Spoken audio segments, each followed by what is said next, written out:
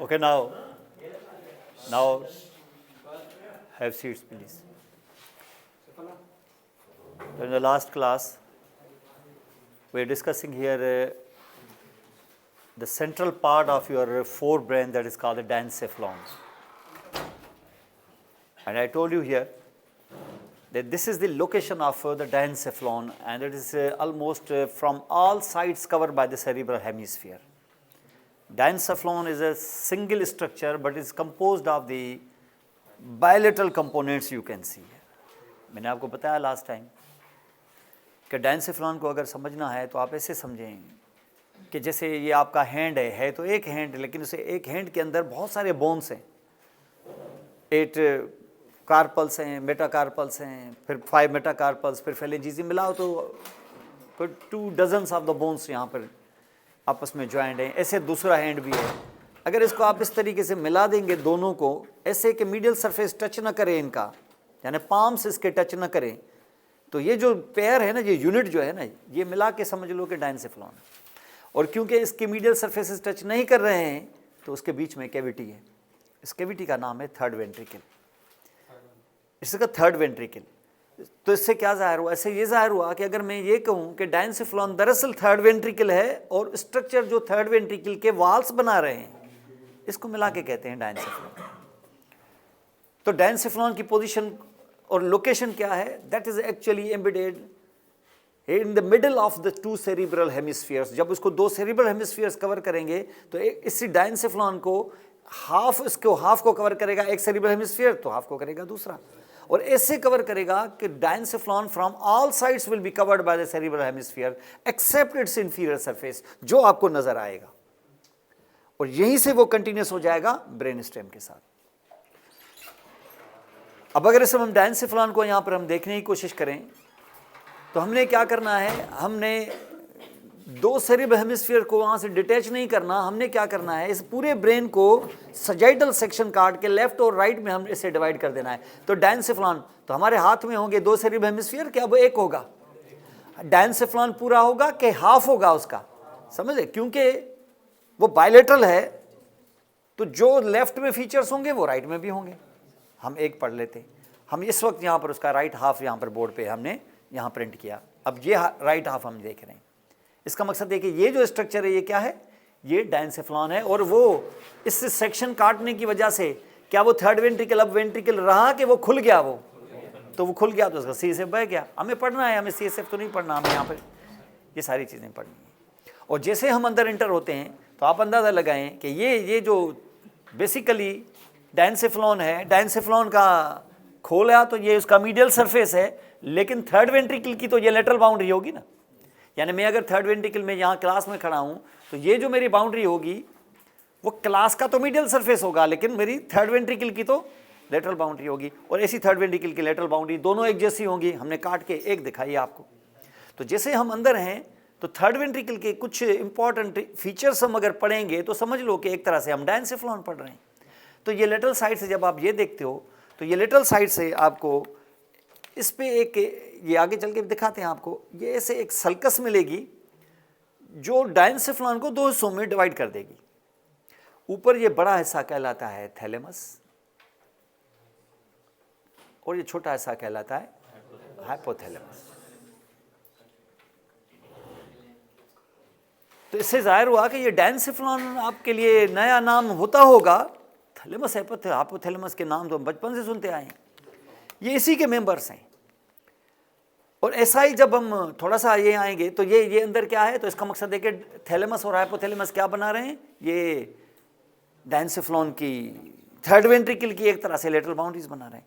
और उसमें से ये जो हाइपोथैलेमस है ये बड़ा इंपॉर्टेंट इसलिए भी है क्योंकि हाइपोथैलेमस ये वो पार्ट है डायनसेफलॉन का which can be actually felt from inferior surface, क्योंकि डायनसेफलॉन का यही तो सरफेस है जो एक इंटैक्ट ब्रेन में विजिबल होता है, जो नज़र आता है, वरना तो सारा डायनसेफलॉन छुपा हुआ है किससे? सेरिब्रल हेमिस्फीयर से। तो ये वो सरफेस है जहाँ से ये नज़र आता है डायनसेफलॉन। तो डायनसेफलॉन का कौन सा ऐसा दरअसल हमें नज़र आएगा, थैलेमस के हाइपोथैलेमस? हाइपोथैलेमस। और हाइपोथैलेमस अपने अंडर सरफेस से एक स्ट्रक्चर को यहाँ पर ऐसे लटका के खड़ा है, ऐसे, इसका नाम है पिट्यूटरी ग्लैंड। इसका मकसद है कि डायंसेफ्लॉन का जो हाइपोथैलेमस रीजन है, that is actually connected with here stock, fruit की तरह, और फ्रूट में लटका हुआ है हमारा पिट्यूटरी ग्लैंड। और ये पिट्यूटरी ग्लैंड, इसका मकसद है कि इस पिट्यूटरी ग्लैंड का डायंसेफ्लॉन के साथ, हाइपोथैलेमस का साथ कनेक्शन है बाकायदा, ये उसकी एक्सटेंशन है, ये न्यूरोलॉजिकल है। हम इसको कहते हैं पिट्यूटरी ग्लैंड, और इसको हम कहते हैं पोस्टीरियर पिट्यूटरी ग्लैंड, क्योंकि पोस्टीरियर और एंटीरियर दो लोब्स होते हैं पिट्यूटरी ग्लैंड के, और ये है हमारा पोस्टीरियर पिट्यूटरी ग्लैंड। तो न्यूरोलॉजिकली नर्वस सिस्टम का हिस्सा ये है। आप कहेंगे सर क्या यही है पिट्यूटरी ग्लैंड? नहीं, पिट्यूटरी ग्लैंड का एक लोब इसके आगे यहां भी पड़ा हुआ है, इसको हम कहते हैं एंटीरियर पिट्यूटरी ग्लैंड। ये न्यूरोलॉजिकली कनेक्टेड नहीं है इसके साथ, हाइपोथैलेमस के साथ, ये कहीं और से आया है। ये बेसिकली माउथ से यानी फेरेंक्स से आके यहाँ आके खड़ा हो गया है। जब बच्चा डेवलप हो रहा था, जब एम्ब्रियोनिक डेवलपमेंट हो रही थी, तो फेरेंक्स के टॉप से एक एक्सटेंशन यहाँ आके खड़ी हो गई। बाद में फेरेंक्स का उसका वास्ता अब खत्म हो गया। एडाप्ट, जैसे ना कोई बच्चा एडाप्ट करता है कि जिसको दिया आपने, फिर उसके असल माँ बाप फिर चले जाते हैं, फिर ये सारी जिंदगी ये पालता रहता है इसको। तो ये तो इसका रियल सन है, तो ये तो उसके साथ लटका हुआ है, इसके साथ तो इसका खून का रिश्ता। एक्चुअली देखा जाए तो खून का रिश्ता इसके साथ है, इससे इसका नर्व्स का रिश्ता है। तो ये रियल है। रियल मकसद है कि ये इसकी एक्सटेंशन है, ये neurogenic part of pituitary gland है। और ये जो है ये माउथ से आया है, फेरेंक्स से, आज इसके साथ बैठा हुआ है। और ये जो है एंटीरियर पिट्यूटरी ग्लैंड, ये एंटीरियर पोस्टीरियर पिट्यूटरी ग्लैंड जो है, ये दोनों आपस में इस तरीके से कनेक्टिव टिश्यू से कनेक्टेड होते हैं। और ये ग्लैंड है, ये ग्लैंडुलर है, ये ग्लैंडुलर है, ये न्यूरोजेनिक है। इसको हम कहते हैं नर्वस पार्ट, ये इसको कहते हैं न्यूरो हाइपोफिसिस। न्यूरो हाइपोफिसिस का मकसद है कि ये न्यूरोलॉजिकल पार्ट, ये नर्वस सिस्टम का हिस्सा है, जबकि इसको हम कहते हैं एडिनो हाइपोफिसिस। एडिनो वर्ड होता है ग्लैंड के लिए इस्तेमाल। तो ये ग्लैंड है क्योंकि ये माउथ से आया है। ये अगर फॉर एग्जांपल अल्लाह ताला चाहते ना कि इसको इधर नहीं बिठाते, माउथ में ही बिठा देता ना इधर, फिर भी तुम्हें हार्मोन्स देता रहता और हमारे काम के होते वो हार्मोन्स, क्योंकि हार्मोन्स बिल आखिर जाते कहाँ हैं? ब्लड में। तो ब्लड क्या माउथ में नहीं है क्या? था। तो फिर यहाँ इसको क्या मौत पड़ी थी? यहाँ क्यों आके यहाँ नीचे आके बैठ गया है क्रेनियल कैविटी में जाके? इतना रिस्क लिया है इसने। तो इसलिए लिया है क्योंकि ये एंटीरियर पिट्यूटरी ग्लैंड, इसमें 5 मुख्तलिफ किस्म के हार्मोन्स प्रोड्यूस होते हैं, बनते हैं। ये फैक्ट्रियाँ हैं, ये 5 बड़ी फैक्ट्रियाँ हैं इसके अंदर जो आपको बड़े बड़े हार्मोन्स देती हैं, जो मशहूर हार्मोन्स है। इस ग्लैंड को हम मास्टर ग्लैंड भी कहते हैं। और इसमें आपने देखा कि एक देगा आपको ग्रोथ हार्मोन, दूसरा देगा आपको थायराइड स्टिमुलेटिंग हार्मोन, एक देगा आपको एडिनोकार्टिकोट्रोफिक हार्मोन जो एडिनल कार्टेक्स से निकलते हुए कार्टिसोल और एल्डोस्टेरोन को प्रोड्यूस कराएगा। दूसरा जो है यहाँ से देगा आपको प्रोलेक्टिन। तीसरा जो 5वां होगा ये आपको देगा फोलिकल स्टिमुलेटिंग हार्मोन या एंड ल्यूटिनाइजिंग हार्मोन। ये 5 डिफरेंट किस्म के हार्मोन्स ये प्रोड्यूस करता है। लेकिन ये हार्मोन्स कब प्रोड्यूस होंगे, दिन के किस हिस्से में, बॉडी के किस टाइम पर, ये वो, इसकी अकल इसमें नहीं है। इसकी अकल है हाइपोथैलेमस में। ये हाइपोथैलेमस के पास ये आया ही इसलिए है, हमारे सॉइल में पेट्रोल, सोना, ये वो सारी चीज़ें हैं, लेकिन निकालने की टेक्नोलॉजी हम में नहीं है। ये पड़े रहेंगे यहाँ पर हज़ारा साल से, ये आज नहीं थे कल भी थे। तो इसका मकसद ये है कि इसको निकालने की टेक्नोलॉजी हमारे पास नहीं है, इसलिए हम लाजमन वो टेक्नोलॉजी इंपोर्ट करते हैं, लोगों को बुलाते हैं इंजीनियर्स को कि ये यहाँ से निकालें। ये जो आप देखें मिडिल ईस्ट में, यहाँ पर जो इतना ऑयल है, ये ऑयल हज़ारों सालों से था, लेकिन अरबों के पास पैसा ही नहीं था। निकाले कौन? उनके पास टेक्नोलॉजी थी नहीं। फिर टेक्नोलॉजी थी वेस्ट में, अमेरिकन और यूरोप में, तो वहाँ से इंजीनियर आए, उन्होंने पेट्रोल निकाला और उसकी रॉयल्टी से ये खरबपति बन गए। रॉयल्टी से कमा वो रहे हैं, लेकिन उसकी रॉयल्टी से ही ये खरबपति बन गए। तो कहने का मकसद है कि रॉ मटेरियल तो है मेरे पास, बनने का सारा कुछ सिस्टम तो है, लेकिन ये कब निकलेगा, कब नहीं, कब ज़रूरत है, कब नहीं, रात के टाइम पे कितनी ज़रूरत है, सुबह को कितनी, इमरजेंसी में कितनी, नॉर्मल हालात में कितनी, इसकी अकल मुझ में नहीं है। इसलिए ये सॉफ्टवेयर है कहाँ? इसलिए ये फेरेंक्स से निकल के ड्यूरिंग डेवलपमेंट ये बिलो द हाइपोथैलेमस आके बैठ गया है यहाँ पर। अब ये जो है ना हाइपोथैलेमस, इसको लम्हे लम्हे के लिए हर दफ़ा जो भी चाहिए उस हिसाब से इसको कंट्रोल करता है। इसका मकसद है कि ये 5-6 हार्मोन्स जो हैं, इनको स्टिमुलेट या इनको ब्लॉक करने के लिए फैक्टर्स किसके पास हैं? हुक्म इसका चलता है। बाज़ाहिर मेरे पास पोस्ट है, मैं देता हूँ, लेकिन मुझे बोलता कोई और है। यानी मुझ में ये पावर नहीं है कि मैं किस टाइम पर किसको दे सकूँ। ये हाइपोथैलेमस देता है, इसलिए पिट्यूटरी ग्लैंड को हाइपोथैलेमस में जाना पड़ता है। ये हाइपोथैलेमस ऐसा नहीं कि सिर्फ इसको कंट्रोल करता है, ये हाइपोथैलेमस का अपना हिस्सा है, और ये आपको 2 हार्मोन्स प्रोड्यूस करके देगा। ये वाला ये प्रोड्यूस नहीं करता, प्रोड्यूस यहाँ होते हैं ये 2 हार्मोन, और जो मैं आपको बता रहा हूँ जो उसके अपने पर्सनल हार्मोन्स हैं। एक जो है जिसको हम कहते हैं एंटी डायूरेटिक हार्मोन, और दूसरे को कहते हैं हम ऑक्सीटोसिन। इसका मकसद ये कि ये सारे काम कहाँ हो रहे हैं, हाइपोथैलेमस में हो रहे हैं। इससे आप अंदाजा लगाएं, ये 2 हार्मोन, उसके बाद ये 5-6 हार्मोन जिनको भी ये कंट्रोल कर रहा है, तो ये सारे हार्मोन्स जो है तो एंडोक्राइन सिस्टम पर तो इसकी इतनी गिरफ्त मजबूत है। अब मामला सिर्फ एंडोक्राइन सिस्टम का नहीं है, आपके बॉडी के अंदर 2 सिस्टम्स काम कर रहे हैं as far as your motor activity is concern. One is voluntary motor activity, वो तो आपका कार्टिको स्पाइनल वो सब कुछ कर रहा है, लेकिन एक एक्टिविटी वो है जो इनवॉलंटरी एक्टिविटी है। वो जो इनवॉलंटरी एक्टिविटी है वो आपके तो कंट्रोल में नहीं है, लेकिन ये हाइपोथैलेमस के कंट्रोल में है। यानी involuntary activity is also under the control of the hypothalamus. तो हाइपोथैलेमस सिर्फ हार्मोन्स की दुनिया का किंग ही नहीं, आपके इससे इनवॉलंटरी मोटर एक्टिविटी जिसको हम ऑटोनॉमिक नर्वस सिस्टम कहते हैं, उसका भी कंट्रोलिंग सिस्टम इसके हाथ में है। वो चाहे इमरजेंसी में हो चाहे आराम में हो। अगर इमरजेंसी है तो सिंपैथेटिक सिस्टम, अगर आराम में है तो पैरासिम्पैथेटिक नर्वस सिस्टम। ये दोनों सिस्टम्स के जो कंट्रोलिंग सेंटर्स हैं वो भी कहाँ हैं, हाइपोथैलेमस में। तो ये भी हाइपोथैलेमस में मौजूद मिलेंगे आपको। तो ये भी हाइपोथैलेमस में मौजूद हैं, भले ये आपके कंट्रोल में नहीं है, लेकिन आप ऐसे नहीं कर सकते कि आप हार्ट का रेट आप इंक्रीज कर दें अपनी मर्जी से, ये नहीं कर सकते। लेकिन हालात ऐसे क्रिएट हो जाएंगे तो आपका रेट इंक्रीज हो जाएगा, लेकिन ऐसे नहीं हो जाएगा। कौन कहेगा उसको, हाइपोथैलेमस कहेगा। यह हाइपोथैलेमस आपके कंट्रोल में नहीं। ये सारे जितने भी वर्क्स हैं ये विसरल वर्क्स कहलाते हैं, विसरल फंक्शंस। कोई ऐसा विसरल फंक्शन नहीं है जो हाइपोथैलेमस कंट्रोल न करता हो। देखिए कुदरत ने कहाँ बिठाया है इसको, ऊपर सेरिब्रम, नीचे ब्रेन स्टेम, जहां उसके टॉप पे बैठा हुआ है थैलेमस, ये सेंटर में, ये हार्ट ऑफ द, इसको हम कभी कभी हार्ट ऑफ द ब्रेन भी कहते हैं। ये ब्रेन का दिल है एक तरह से।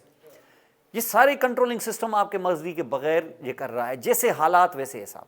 रात को आप सोएंगे तो सोने के हिसाब से आपके हार्मोन्स को वो स्विच ऑफ और स्विच ऑन कर देगा। सोने के टाइम पे क्या चाहिए और क्या नहीं, जो चाहिए उसको बढ़ा देगा, जो नहीं चाहिए उसको स्विच ऑफ कर देगा। उसके साथ साथ इमरजेंसी है, जैसे फॉर एग्जांपल आप भाग रहे हैं, आप अपने हार्ट के रेट को खुद तो नहीं कर रहे इंक्रीज, लेकिन आपका हार्ट का रेट देखें, वो जो 72 था बैठे हुए वो अब 172 भी हो गया। तो ये कौन करा रहा है, हाइपोथैलेमस। ऑर्डर वो कर रहा है, लेकिन हाइपोथैलेमस को कौन बता रहा है, जो आपके हालात हैं, जो आपकी ऑक्सीजन की लेवल कम हो गई है। तो रेस्पिरेटरी रेट आपका देखें कैसे इंक्रीज हो जाता है। आप दौड़ लगा के आ जाएं, आप अपने रेस्पिरेटरी रेट देखें, जो बैठे हुए आपका 16-17 है, ये आते हुए आपका 40-45 हो जाएगा, और आप खुद नहीं कर रहे होते, ये आपका हाइपोथैलेमस कर रहा है। तो रेस्पिरेटरी सेंटर और ये सारी चीज़ें इस तरीके से कंट्रोल होती हैं। तो ये सिर्फ आपके हार्मोन्स को ही नहीं, आपके न्यूरोलॉजिकल सिस्टम को भी कंट्रोल कर रहा है, लेकिन इनवॉलंटरी को, वॉलंटरी को नहीं, इनवॉलंटरी सिस्टम को। तो हार्ट का रेट, सलाइवेशन, ये सारी चीज़ें यहाँ से कंट्रोल होती हैं। उसके अलावा सिर्फ ये काम ही नहीं है, हाइपोथैलेमस के बहुत बड़े बड़े काम और भी हैं। जैसे फॉर एग्जांपल आप अगर फॉर एग्जांपल इस वक्त बैठे हुए हैं, अगर आप थर्मामीटर रखेंगे तो आपका टेम्परेचर आएगा 98, अगर नॉर्मल है तो 98.6 डिग्री फ़ारेनहाइट। लेकिन अगर आप दौड़ लगा के आ जाएं, 4 किलोमीटर दौड़ लगा के आ जाएं, और अब जैसे गाड़ी चलती है तो इंजन गर्म हो जाता है ना, तो आपका इंजन भी यकीनन गर्म हो जाएगा, मेटाबॉलिक रेट हाई हो जाएगा, ये सब कुछ होगा। अब आप अपना टेम्परेचर रखें, 98.6 होगा या बढ़ जाएगा, हरगिज़ नहीं बढ़ेगा, फिर भी 98.6 होगा, क्योंकि ये आपका नॉर्मल टेम्परेचर। बढ़ जाएगा तो इसका मकसद है फीवर हो जाएगा आपको। क्या दौड़ लगा के आएंगे तो आपको बुखार हो जाता है क्या? आपको किसी सूरत में बुखार नहीं होता। लोग 26 किलोमीटर के मैराथन रेस दौड़ के आ जाते हैं तो बुखार हो जाता है, वो तो रास्ते में फोत हो जाए अगर इस किस्म की बात हो तो। इसका मकसद है कि ऐसा नहीं होता। ऐसा नहीं होता तो ये सेम टेम्परेचर मेंटेन कैसे होता है? ये सेम टेम्परेचर को इसको रेगुलेट करके नॉर्मल तक ही रखना आपको, चाहे कितना भी दौड़ लगा के आ जाएं, यह हाइपोथैलेमस करेगा। वो जो आपकी हीट है उसको बाहर वो लूज करेगा, कैसे? स्वेटिंग करके, रिस्पायरेशन को बढ़ा के और वेपर्स के जरिए निकाल के ब्लड वेसल्स को डायलेट करके उसके हीट को बाहर निकाल के, उसके बहुत सारे रास्ते सारे कम। हाँ, लैक्टिक एसिड तो अलग बात है, लैक्टिक एसिड तो आपको पेन कराएगा, इससे टेम्परेचर तो नहीं न कम होगा। और उसके साथ साथ यहाँ से ये तो आप अगर दौड़ लगाएंगे तो आप देखेंगे आपका टेम्परेचर फिर भी देखेंगे वही 98.6। तो ये टेम्परेचर रेगुलेशन का रोल भी कौन प्ले करेगा? आपका हाइपोथैलेमस प्ले करेगा। तो वो सेट पॉइंट इस तरीके से, अगर इस सेट पॉइंट में कोई गड़बड़ हो गई तो आपको फीवर हो जाएगा। सेट पॉइंट चेंज हो गया, इंक्रीज हो गया। इस पे सेट पॉइंट कुदरत ने ह्यूमन बीइंग के लिए क्या रखा है? 98.6।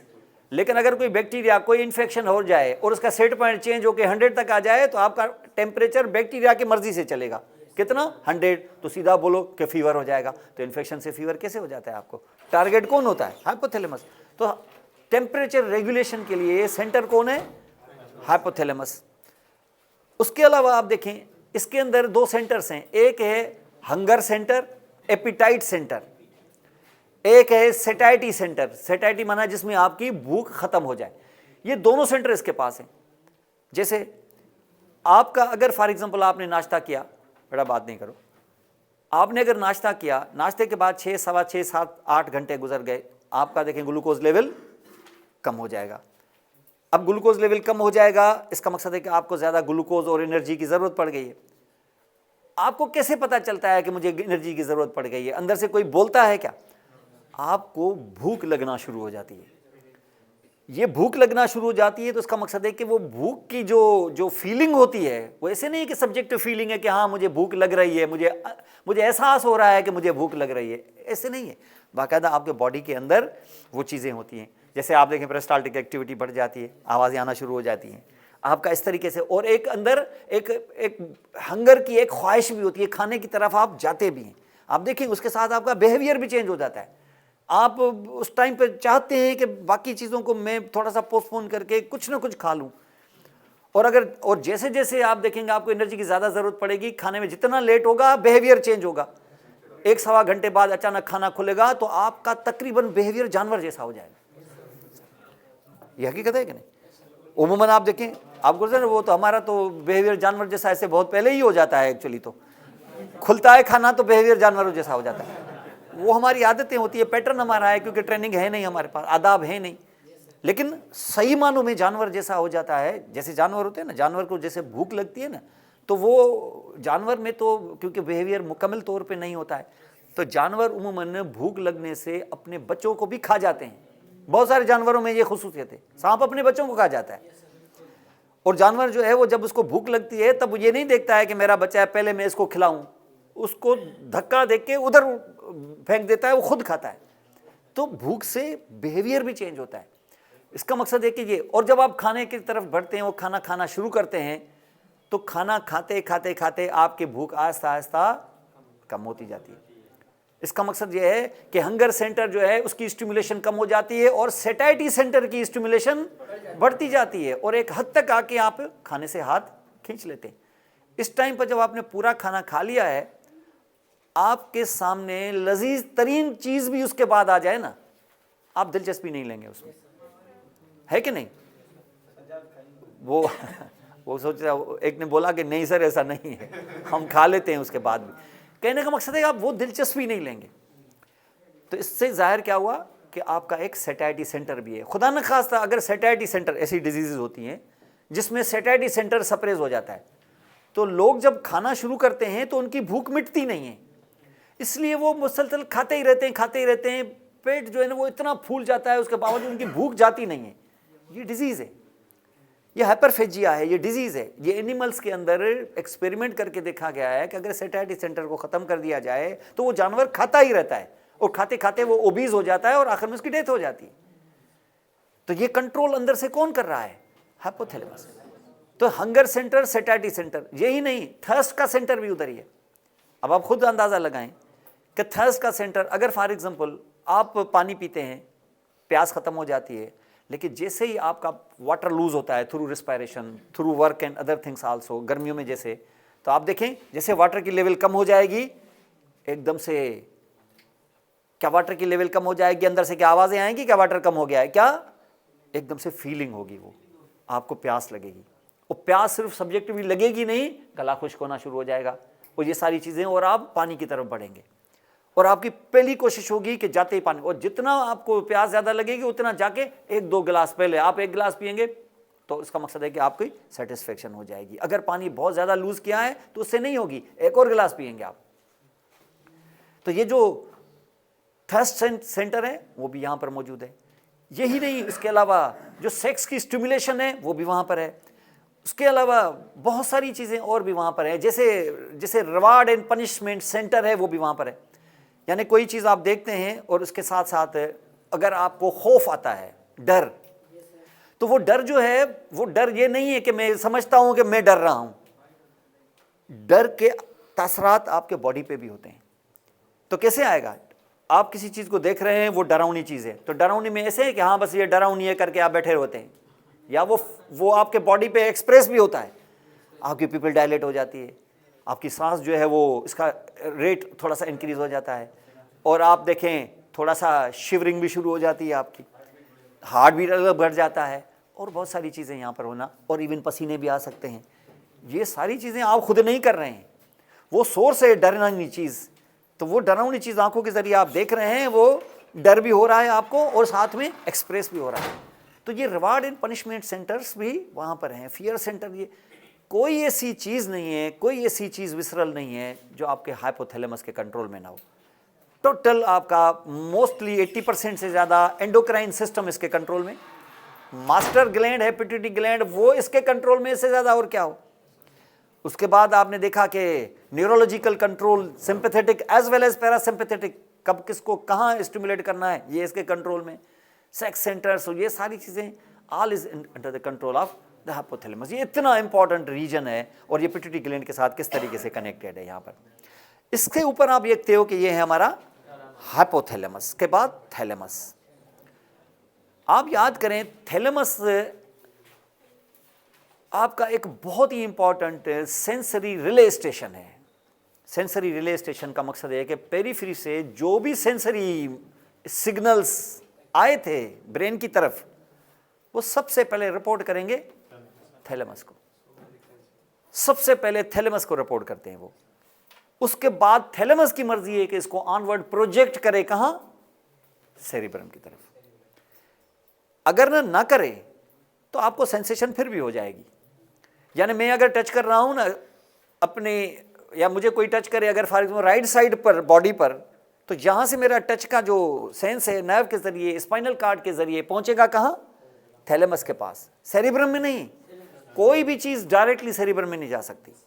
आप वाइस चांसलर से डायरेक्ट नहीं मिल सकते, जो भी जाएगा वो वाइस चांसलर के पीए से मिलेगा, उसको एप्लीकेशन देगा, उसको बताएगा कि क्या करना है, कब जाना है, और किस वक्त जो है, थैंक यू, किस वक्त जो है वो आपको कितना टाइम देना है और आपका क्या काम है उसके साथ। फिर वो जो पर्सनल सेक्रेटरी है वो जाएगी उसके पास, या जाएगा उसके पास वाइस चांसलर का, उसको बताएगा कि ये कुछ स्टूडेंट्स आए हैं वो आपसे मिलना चाहते हैं। अगर उसके पास टाइम होगा तो फिर ये, तो इसका मकसद है कि आप डायरेक्टली नहीं कि पेन के फाइबर्स डायरेक्ट सेरिब्रम से बात करोगे जाके, तो आप थैलेमस से बात करें। अब थैलेमस की मर्जी है सेरिब्रम को सिग्नल भेजे या ना भेजे। अगर नहीं भेजे तो क्या आपको टच की फीलिंग होगी? होगी, टच की फीलिंग फिर भी होगी आपको, लेकिन टच की फीलिंग होगी, लोकलाइजेशन नहीं होगी। आपके बॉडी में टच की फीलिंग, आपको एक फील होगा कि you are being touch somewhere, लेकिन ये नहीं होगा कि वेयर। लोकलाइजेशन नहीं होगी, और बहुत सारी चीजें नहीं होगी, क्योंकि मामला सिर्फ टच का नहीं होता है, टच के साथ जुड़ी हुई बहुत सारी चीजें होती हैं। जैसे फॉर एग्जांपल कोई ऐसे तरीके से आपको हाथ में पेन थमा देता है और आपको बोलता है कि मैंने क्या दिया आपको। अब देखो ये क्या कर रहे हैं, कर तो टच रहे हैं, लेकिन टच के बाद आप बोल भी तो सकते हैं ना कि हाँ मेरे हाथ में पेन मार्कर दिया है आपने। इसका मकसद है कि ये टच की फीलिंग थैलेमस में हुई है, और थैलेमस ने सेरिब्रम में भेजा है। सेरिब्रम इसकी सारी चीज़ों को टच करके उसका नाम डाल देता है, तो ये सारी चीज़ें मेमोराइज हो गई है ना। इसका मकसद है कि ये मेमोरी में मौजूद है पहले। अगर मैं सेरिब्रम काट देता ना तो आपको टच तो होता कि आपके हाथ में कुछ है, बोल नहीं सकते हैं कि आपके हाथ में क्या है। ये सारी चीज़ें वहाँ पर होती हैं। और ये जो टच की फीलिंग है, ये सिर्फ टच की फीलिंग ही नहीं होती, आइडेंटिफाई भी कर लेते हैं चीज़ों को। और ये सिर्फ चीज़ों को आइडेंटिफाई कर नहीं लेते, सिर्फ आपके बिहेवियर में भी चेंज आती है। आप जरा मेरे हाथ में मार्कर थमा दिया, कौन से मेरे बिहेवियर में चेंज आ जाएगी? ये तो मैंने टच की ये फीलिंग सिर्फ बताई है। और टच की फीलिंग देखें, अगर आप फॉर एग्जांपल आप फॉर एग्जांपल कोई आपका बड़ा है, जैसे दादा हैं, वो आपको बोलते हैं ना कि यार मुझे पाँव तो दबाना, मेरा सर दबा देना, तो आप देखें उसके पाँव जब दबाते हैं तो वो पाँव दबाने से थोड़ी देर बाद देखें जब वो थोड़ा सा रिलैक्स फील करते हैं, थोड़ा खुश होते हैं, और जब आप पाँव दबा के पूरा करते हैं तो फिर आपको तो वो दुआ देते हैं। इससे क्या ज़ाहिर हुआ? इससे ये ज़ाहिर हुआ कि इस पाँव दबाने से, वो पाँव दबाने की फीलिंग तो उसको हुई ही है, साथ में उसका मूड भी चेंज हुआ है। इसका मकसद है कि इन चीज़ों से बिहेवियर में भी चेंज आती है। लेकिन बिहेवियर में चेंज तब आएगी जब तुम पहले सेरिब्रम को तो पहुंचाओ, और सेरिब्रम फिर वो बिहेवियरल एरियाज की तरफ भेज के आपको वो चीज़ बिहेवियरल चेंजेस देगा, खुशी देगा, गम देगा, इस किस्म की चीज़ें दे सकता है, गुस्सा दे सकता है। अब देखें ये चीज़ है, पीछे आपको ऐसे कोई टच करता है, पहले तो टच ऐसे आप देखेंगे, थोड़ा सा मुस्कुराएंगे, हाँ यार क्या बात है, थोड़ी देर बाद फिर उसने किया, फिर ऐसे देखेंगे, अब मुस्कुराएंगे शायद ना आप, फिर थोड़ी देर बाद ऐसे करेगा, अब आपको थोड़ा सा देखो। अब इतने छोटे से इस टच में गुस्से का क्या सवाल है, लेकिन आता है ना गुस्सा। और ऐसा 8-10 दफ़ा किया तो फिर आप उठ खड़े होंगे, अब लड़ाई भी हो सकती है, और फिर तो इसका मकसद क्या हुआ? इसका मकसद ये होगा कि सेंसरी एक्टिविटीज़ का वास्ता बिहेवियर के साथ है। चलें एक मिसाल ले लें, अगर फॉर एग्जांपल देखो, एक जैसे मिठाई है, मीठी चीज़ है, आप खा लेते हैं, बस ठीक है भाई मीठी है, सही है, बस मीठी है, ऐसे करते हैं कि खाते हैं तो खुशी भी होती है। तो मीठे से खुशी का क्या वास्ता? भाई मीठी है तो मीठी है, बस ठीक है, कड़वी है ठीक है, कड़वी है बस। क्या कड़वी है कि इससे गुस्सा आता है? मीठी है कि उससे खुशी भी होती है। हमारी हर चीज़ जो है, हर खुशी की चीज़ मीठे से जुड़ी हुई है। खासतौर पे एशियंस जो हैं, हर चीज़, इतना कुछ कैडबरी वालों ने नारा ही लगा दिया है कुछ मीठा हो जाए। उनको पता है ना, ये एशियंस जो हैं ये मीठे के शौकीन हैं, वो चाहे पंडित हो चाहे मुल्ला हो। क्रिश्चियंस के फादर नहीं होते मीठे के शौकीन, क्योंकि उनका कल्चर ही नहीं है मीठे का। हमारा कल्चर मीठा है, कोई मरे तो मीठा, कोई पैदा हो तो मीठा, हर जगह मीठा है। इसका मतलब मीठे से हमारी खुशियाँ जुड़ी हुई हैं, क्योंकि इसका मकसद है कि हमारा पैटर्न जो है वो मीठे के साथ जुड़ा हुआ है। तो बिहेवियर जो है वो किसको, मतलब इसका मकसद है किसी को खुश करने के लिए क्या लेके जाएंगे? मिठाई के करेले लेके जाए ना, बहुत महंगे होते हैं, वो भी खुश हो जाएगा वो बहुत। तो इसका मकसद है कि उसको जाहिर है मिठाई, तो वो अब देखें मिठाई लेके जाते हैं ताकि वो मीठे से वो खुश हो। लेकिन अगर आपको खुशामद और करनी है तो कुछ और सेंसेस भी यूज करें आप उसके, क्या? विजन के सेंसेस। इसका मकसद है कि सिर्फ मिठाई नहीं, कोई ऐसी चीज भी ले जाएं जो नहीं वो तो मीठा हुआ, लेकिन आप विजन का यूज करें। विजन का मकसद है कि कोई ऐसी चीज जैसे बुके, फ्लावर्स, जैसे फ्लावर्स आपने रखे तो उसका क्या हुआ? उसके फ्लावर्स खूबसूरत होते हैं, सारे फूल हैं खूबसूरत हैं, तो आपने क्या किया? उसके विजन को भी इस्तेमाल किया। क्या लेके जाएंगे? ऐसे क्या, वैसे तो देखने में गोभी का फूल भी अच्छा लगता है, आप गोभी का फूल लेके जाएंगे क्या? तो क्या लेके जाएंगे भाई? फूल को देख के खुश होना होता है ना, तो वो उसको बोले सर ये गोभी है, इसको भी फूल कहते हैं, वो पहले तो थप्पड़ मारेगा आपको और उसके बाद वो मिठाई भी मुंह पे मार देगा आपको। तो क्या करेंगे? वो बुके रखा आपने। आप चाहते हैं कि नहीं मैं थोड़ा सा और खुशामद करूं, मैं थोड़ा सा और भी सेंस इस्तेमाल करूं, इसका एक और सेंस इस्तेमाल करें स्मेल का, तो आप देखें थोड़ा सा और खुशबू। इसका मकसद है कि फूलों से दोनों काम भी हो सकते हैं, लेकिन चलो थोड़ी खुशामद का लेवल और बढ़ा देते हैं, नेक्स्ट लेवल। तो उसमें क्या किया आपने? परफ्यूम भी दे दिया उसको। तो इसका मकसद है कि आप वेरियस सेंसेस को आप इस्तेमाल करते हैं। अब ऐसे भी नहीं है कि इतना कोई घटिया हो जो एक और भी सेंस इस्तेमाल करे, टेक्टाइल वाला, माने इसका मकसद है कि उसको थोड़ा पाँव भी दबा दे। अब ऐसे तो कोई घटिया नहीं हो सकता कि अपने बॉस के पाँव दबा देगा, लेकिन कुछ शायद होते भी होंगे नेक्स्ट लेवल, कोई शायद खुशामद में जो PhD होते होंगे, वो ये भी सेंस इस्तेमाल। इसका मकसद है कि सेंसेस जो हैं, और ये जितने भी सेंसेस मैंने बताए, ये सारे के सारे कहाँ पहुँचते हैं पहले, लेकिन उसके बाद वो हैंड ओवर करता है सवाए स्मेल के। स्मेल थैलेमस में नहीं आती, उसका अप्रोच डायरेक्ट सेरिब्रम के साथ है। उसकी पहुंच बड़ी है, वो क्यों पहुंच पुरानी है उसकी। तब सेरिब्रम था ही नहीं, छोटा सा हिस्सा सेरिब्रम का था, वो तब भी जाता था वहां और आज भी वहीं डायरेक्ट जाता है, उसकी डायरेक्ट एक्सेस है। तो ये थैलेमस जितना भी है ये रिले स्टेशन है। और आपने देखा होगा कि जब हमने आपको दो मेजर किस्म के सेंसरी ग्रुप्स दिखाए थे सोमेटिक, एक पेन टेम्परेचर वाला, एक टच वाला, जो कहां से उठा था? स्पाइनल कार्ड से। कौन लेके आया था? Spinal nerves. और किसको हैंडओवर की गई थी सबसे पहले? आपके स्पाइनल कार्ड को। और यहां से असेंड किए थे ट्रैक्स की शक्ल में, तो आया किधर पहले? थैलेमस में। तो पेन वाला भी इधर आया, टच वाला और वाइब्रेशन वाला भी यहां आया। क्या ये लेके खा के बैठ जाएगा कि ये भेजेगा सेरिब्रम में? तो सेरिब्रम में वो सेंसरी खास एरिया होगी, वहां उसको भेज देगा। अब आपको सेंस होगा। सेंस इसमें भी हो जाता, लेकिन लोकलाइजेशन नहीं होती। पिन प्रिक वाला सेंस आपको शायद पिन का प्रिक का सेंस भी होता आपको, लेकिन पता ना होता कि कहां पे मुझे प्रिक हो रहा है। शू का जो नेल है वो आपको बिग टो में लग रहा होता और आप यहां खुजा रहे होते, क्योंकि ये थैलेमस आपको ऐसे मिसगाइड करता, ओवरऑल जनरल सेंस। लेकिन यहां अगर पहुंचा तो एग्जैक्टली उस जगह पर मच्छर यहां बैठेगा, इधर से उठाएंगे आप उसको। ये इतनी लोकलाइजेशन होती है पॉइंट टू पॉइंट। लेकिन किसमें? सेरिब्रम में, अकेला थैलेमस में नहीं। तो इसका मकसद है कि यहां से अगला ऑर्डर ऑफ न्यूरॉन यहां तक पहुंचता है। तो आपका थैलेमस क्या रिसीव कर रहा है? स्पाइनल कार्ड, यानी नेक से लेके टो तक की पेन का भी सेंसेस और वाइब्रेशन उस सब का भी। क्या सिर्फ इसका? क्या फेस का भी पहुंचाएगा? तो इसका मकसद है कि वो भी यहां पहुंचेगा। कौन? पेन का और वाइब्रेशन फेस का। ये तो जनरल सेंस थे। क्या ये जनरल सेंस ही पहुंचाएगा कि स्पेशल सेंस भी पहुंचेंगे? तो स्पेशल सेंस माने टेस्ट। तो टेस्ट जब आप रखते हैं तो टेस्ट क्या ये थैलेमस नहीं लेगा? क्या थैलेमस ले लेगा या थैलेमस आगे भेजेगा सेरिब्रम के पास? अगर न भेजे तो क्या आपको टेस्ट की फीलिंग होगी कि नहीं होगी? होगी नहीं होगी? होगी। आपको पता ही नहीं चलेगा कि आप मिठाई खा रहे हैं कि पिज्जा खा रहे हैं कि क्या खा रहे हैं। फील होगा आपको टेस्ट का, लेकिन उसकी डिटेल्स पता नहीं चलेंगी। और इवन इतना कुछ कि खाने के साथ आपका वो जो बिहेवियरल चेंजेस हैं उसको भी नहीं होगा। आपको सिर्फ एक रफ सी फीलिंग होगी कि समथिंग, कोई टेस्ट जैसी फीलिंग हो रही है। टच सिर्फ नहीं है, कुछ है टेस्ट जैसा। तो ये भी यहां पर आएंगे। स्पेशल सेंस नंबर 2 है, जैसे फॉर एग्जांपल स्मेल, वो यहां नहीं आएगा। अकेला वाहिद सेंस स्मेल है जो डायरेक्ट सेरिब्रम में जाता है विदाउट रिपोर्टिंग द थैलेमस। उसके बाद आप देखें विजन। क्या विजन डायरेक्ट सेरिब्रम में जाएगी? क्या पहले थैलेमस में आएगी? थैलेमस में आएगी। क्या थैलेमस में आई, अगर उसने सेरिब्रम को नहीं दी आगे से प्रोजेक्शन, तो क्या विजन होगी कि नहीं होगी? होगी, विजन होगी। आइडेंटिफाई क्या? आपको विजन का हाल ये मैं बता रहा हूं कि विजन कैसी होगी।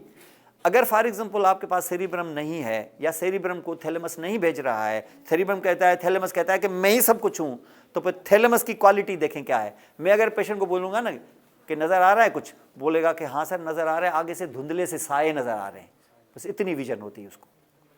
इससे आप अंदाजा लगाएं कि विजन की लेवल क्या है आपके थैलेमस की।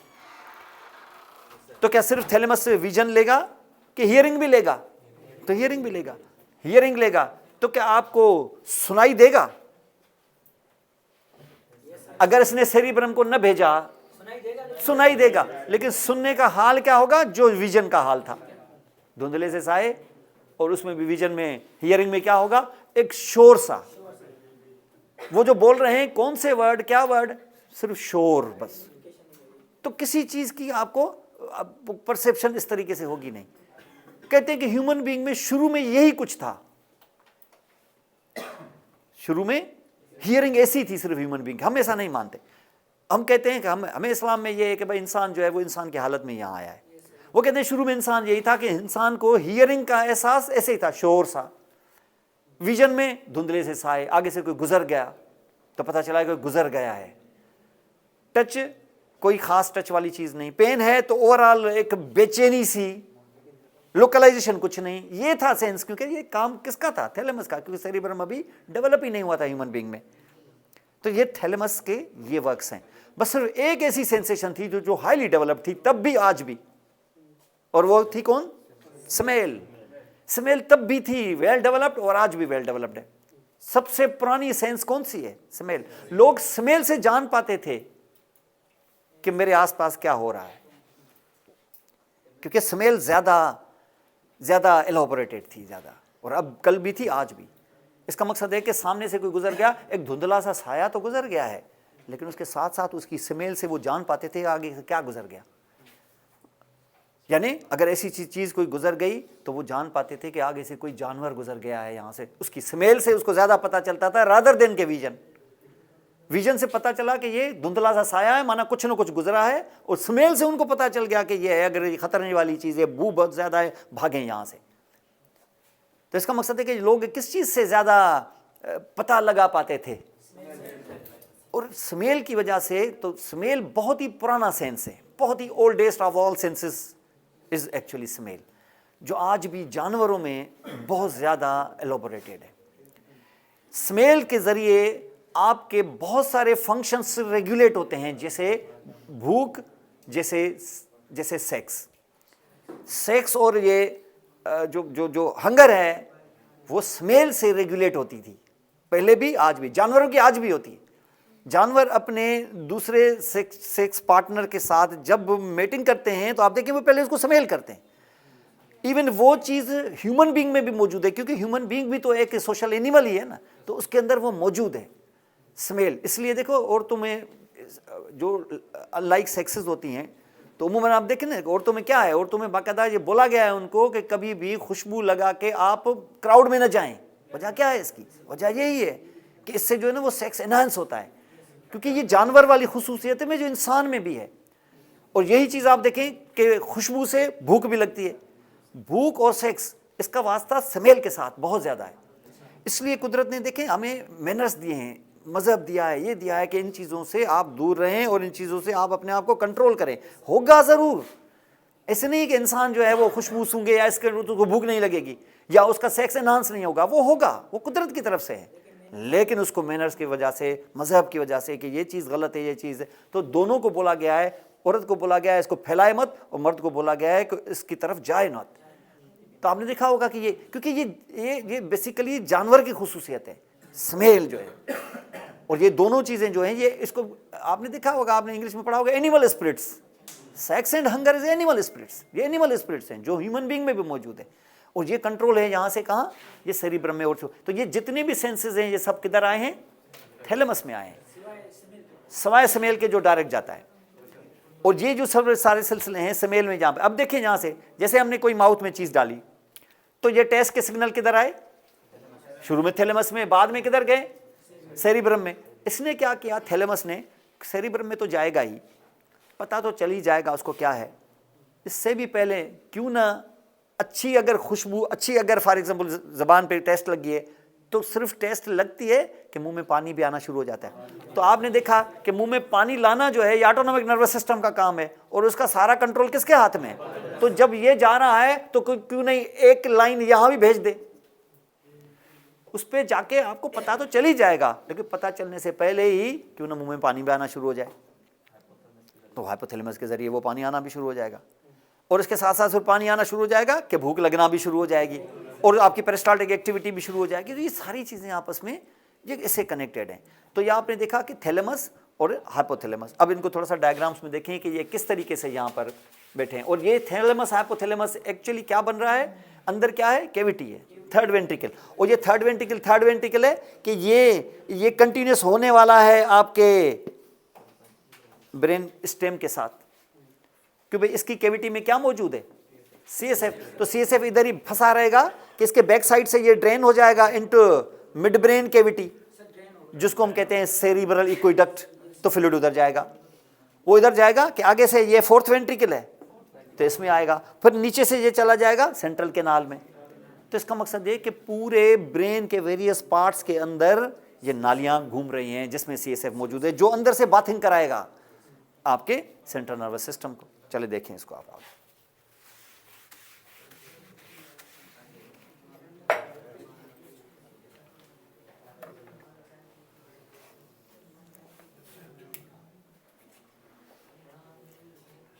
अब देखें अब ये डायग्राम देखें। अब ये पूरा ब्रेन पड़ा था, ये दोनों सेरिब्रल हेमिस्फीयर्स हैं। अब की बार हम नीचे से नहीं, हम चाह रहे हैं कि ऊपर से देखें। ये जो हमारे डायनसेफ्लॉन है, ये क्या ऊपर से बस एक स्लाइस काटूंगा तो मुझे फौरन नजर आएगा कि ये दरअसल बहुत नीचे है।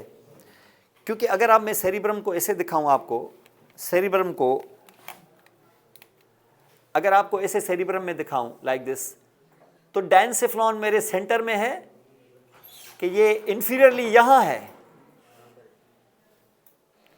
जी जी, हाँ हाँ कर लें। आप लोग की क्लास खत्म हो जाए तो क्लास से बाहर नहीं जाना, उस समय मुझे कॉल करना काम है स्टूडेंट से, ठीक है? ठीक है, मुझे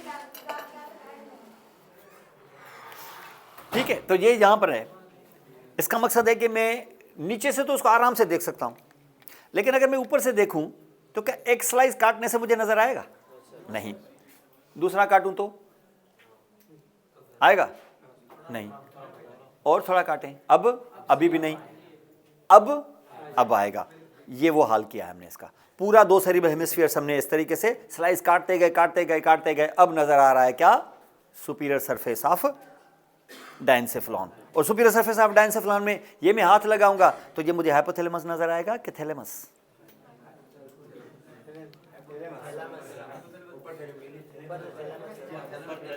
ये जो मैं काटते काटते यहां आया तो मुझे क्या नजर आएगा? थैलेमस नजर आएगा ना। तो ये क्या है दरअसल? ये थैलेमस है। तो थैलेमस एक होगा कि 2 होंगे?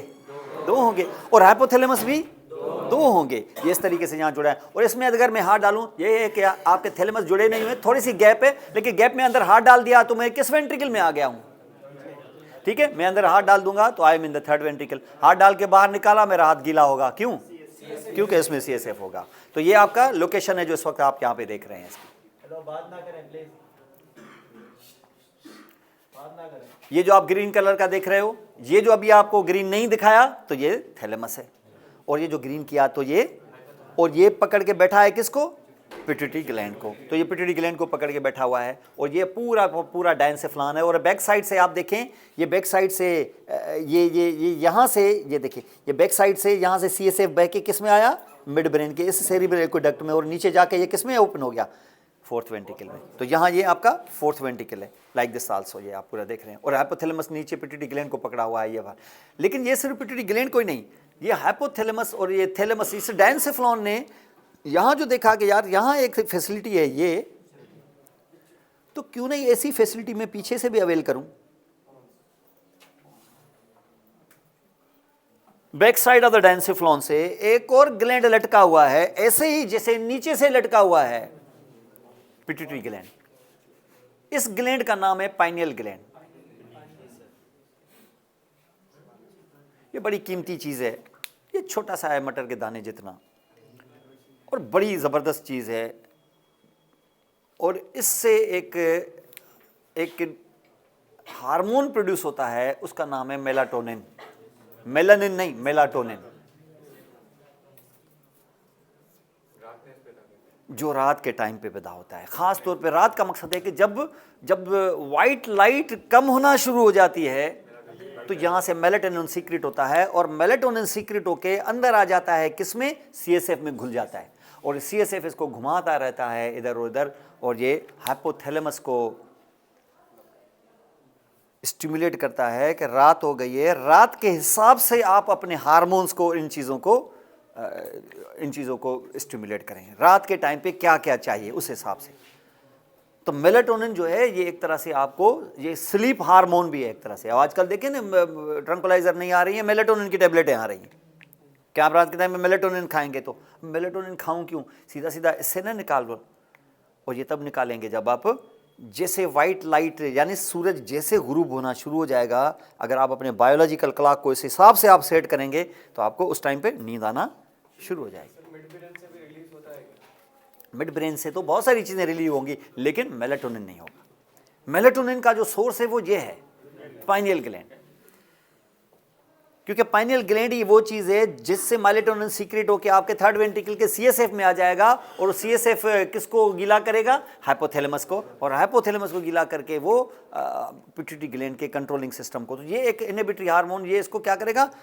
इनहिबिट करेगा कि ये इस टाइम पर न निकालें। आप सोया हुआ है, इसको थायराइड हार्मोन की इतनी ज़रूरत नहीं है, तो आप TSH को डाउन कर दें, ये फलां हार्मोन को डाउन कर दें, डाउन कर दें, इस वक्त नींद को इंक्रीज कर दें, तो आपको देखें आपके ऊपर नींद भी तारी होना शुरू हो जाएगी। प्रोवाइडेड कि आप ऐसा न करें कि जैसे सूरज की रोशनी नीचे जाए और आपने ट्यूबलाइट जला दी, माने वो वाइट लाइट नीचे जा रही थी, जैसे आपने एक आर्टिफिशियल वाइट लाइट चला दी, मेलाटोनिन रिलीज ही नहीं होगा, क्योंकि वो समझेगा कि ये सूरज फिर उगाया है कोई और सूरज, यानी आपने एक और सूरज उगा दिया है।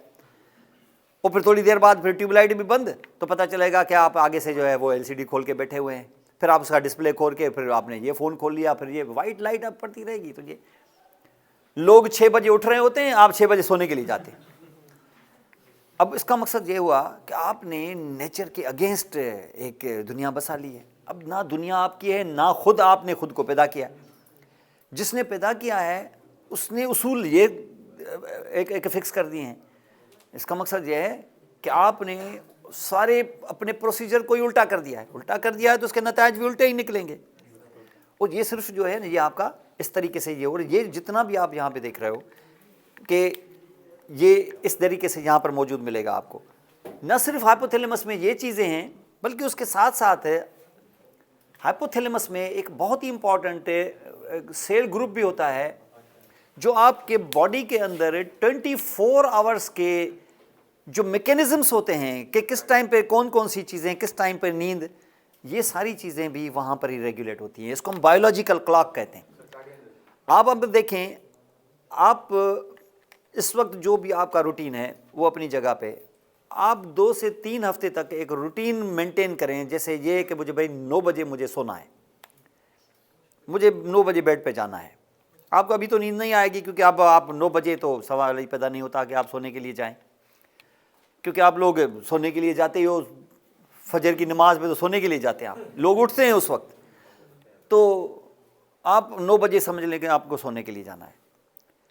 1 हफ्ता, 2 हफ्ते, 3 हफ्ते आप देखें, अगर आप जाते रहें 3 हफ्ते बाद, कम से कम 21 दिन बाद पता चलेगा कि आपको हर दिन हर रात 9 बजे आपको नींद आना शुरू हो जाएगी, नींद की गुनगुनी शुरू हो जाएगी आप पे। फूड का जो टाइम है, मील का टाइम फिक्स कर लें। भूख है नहीं है आप फिक्स कर लें कि भाई मुझे 2 बजे जो लंच लेना है मुझे, तो आप उस टाइम पर अगर लंच लेते रहेंगे ना, तो आप देखना कि 2-3 हफ्ते बाद ऐसा टाइम आपका सेट हो जाएगा, और ये बायोलॉजिकल क्लॉक आपको 1:30 बजे से भूख दिलाना शुरू कर देगा आपको, अगर आपने वो टाइम सेट कर। ये बायोलॉजिकल क्लॉक कहलाता है। नींद के टाइम आप सेट कर लें, सुबह के टाइम पर आप नींद का देखें, शुरू में क्या होता है, अलार्म लगा देते हैं, बाद में देखें कि वो नींद उस वक्त आपकी आँख खुल जाती है ठीक उस टाइम पर, उस वक्त आपको अलार्म की ज़रूरत ही नहीं पड़ती। तो 2-3 हफ्ते, तो ये क्या है अंदर, ये आपकी नींद का वो साइकिल, तो ये जो स्लीप वेक साइकिल होता है, जागना और सोने का जो साइकिल है, ये आपका हाइपोथैलेमस कंट्रोल करती है। हाइपोथैलेमस को मामूली चीज़ ना समझे। ये हाइपो वर्ड, हाइपो नीचे नीचे, ये लफ्ज़ नीचे भले, मैंने देखा ना जिन चीज़ों को हाइपो बोला गया है उनके इतने ज़बरदस्त फंक्शंस हैं। एक नर्व है जिसका नाम है हाइपोग्लासल नर्व, ये 12वीं नर्व है हाइपोग्लासल, वो टंग की नीचे वाली नर्व जो टंग को सप्लाई करे। अभी सप्लाई क्या करे, वो टंग को मूव ऐसे करती है कि आप वर्ड बनाते हैं, स्पीच कम्युनिकेशन की सबसे बड़ी जो पावर है वो हाइपोग्लासल नर्व के पास है, हाइपोग्लासल नर्व। और आपको पता है कि ह्यूमन बीइंग की सबसे बड़ी क्वालिटी, जिसको अल्लाह ताला कह रहे हैं कि मैंने जो सबसे बड़ी क्वालिटी ह्यूमन बीइंग को दी है, वो स्पीच है। स्पीच ह्यूमन बीइंग को सबसे, ये नहीं है कि वो जैसे देखना, विजन जिसको हम कहते हैं ना कि आँख की रोशनी या बहुत बड़ी नेमत है, वो होती होगी, हर चीज़ बड़ी नेमत है, लेकिन जो सबसे बड़ी है, जिसको अल्लाह ताला ने खुद रिकमेंड किया है एक तरह से कि मैंने सबसे बड़ी जो दी है उसको, वो बोलना, स्पीच। और ये स्पीच का सारा मामला टंग के साथ, और इसका वास्ता हाइपोग्लासल नर्व के साथ। और अब आप देख रहे हैं थैलेमस नहीं, हाइपोथैलेमस, वो थैलेमस के नीचे वाला, लेकिन वो नीचे नहीं है, उसकी क्वालिटी देखें आप, हर चीज़ उसके कंट्रोल में। तो ये हाइपोथैलेमस, इसको कभी कभी हेड गैंग्लियन भी कहते हैं, हेड गैंग्लियन, यानी ये सेल बॉडी की कलेक्शन, और एक न्यूक्लियस नहीं है, यहाँ पर सैकड़ों हैं जिसमें ये सारे कंट्रोल हैं। ये थोड़े बहुत मैंने आपको बताए हैं सिर्फ, जिसकी ज़रूरत थी इस वक्त। और ये पाइनियल ग्लैंड, और ये पूरा जितना भी आपने यहाँ पे देखा, ये डायनसेफ्लॉन है। तो आप यहाँ पे देखें कि ये, और अभी जो मैंने आपको दिखाया ना, ये क्या चीज़, पाइनियल ग्लैंड, और ये जो है, इस पूरे टुकड़े को, इस जोन को हम एपिथैलेमस भी कहते हैं। एपिथैलेमस, थैलेमस, हाइपोथैलेमस, और हाइपोथैलेमस के बाहर छोटा सा एक और भी पोर्शन होता है, उसको हम सबथैलेमस भी कहते हैं। तो ये सब मिलाओ तो इसका नाम डायनसेफ्लॉन है। और फिर इसको ऊपर से लगा देते हैं आप 2 सेरिब्रल हेमिस्फीयर्स, जो हमारी आखिरी मंजिल है, जहाँ पर हमें पहुँचना था। और हम स्पाइनल कार्ड से लेके ये सारा कुछ कर ही इसी रहे हैं कि हमें जहाँ पहुँचना है, ये वो है जहाँ आपको डिग्री मिलेगी, क्योंकि सबको डिग्री तक पहुँचना है, लेकिन उनको आगे से इन 4 चीज़ों से, इन 4 सालों से गुजरना है। ये सीधा आप वहाँ नहीं पहुँच सकते। तो ये वो चीज़ है जहाँ आपको पहुँचना है। वैसे थैलेमस भी हो तो थोड़ा बहुत विजन दे देगा, लेकिन इस विजन से पहले आपको नौकरी नहीं मिलेगी। नौकरी के लिए फिर आपको फाइनल ईयर भी करना है, फिर हाउस जॉब भी करना है। तो इसका मकसद क्या है? इसका मकसद यह है कि थैलेमस ऑनवर्ड प्रोजेक्ट करेगा, किस पर? सेरिब्रम पर। ये करेंगे हम इंशाल्लाह मंडे को, और मंडे को कोशिश करेंगे कि हम सेरिब्रम को ख़त्म करके इस नर्वस सिस्टम को एंड करें उस दिन।